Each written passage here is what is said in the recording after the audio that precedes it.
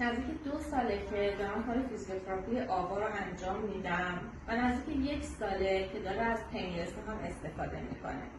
آوا اولش اصلا حتی نمیتونست بشینه، فقط تو حالت دراز کشیده بود. ولی الان میتونه هم بشینه، هم میتونه با واکر راه بره و هم میتونه از دستش برای فعالیت‌های خیلی ریز استفاده کنه. مثلا این نقاشی رو خواهرش کشیده و آوا رنگ کرده. اگه دقت کنید می‌بینید که چقدر تمیز و قشنگ رنگ کرده، اصلا از خطوط بیرون نزده.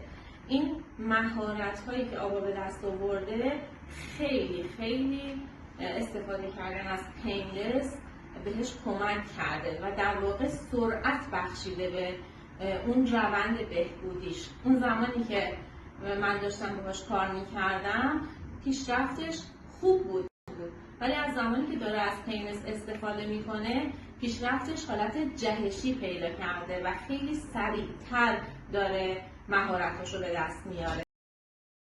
ممنونم خانم دکتر. مرسی، واقعا پیشرفت‌ها کند بود اولش ولی الان تند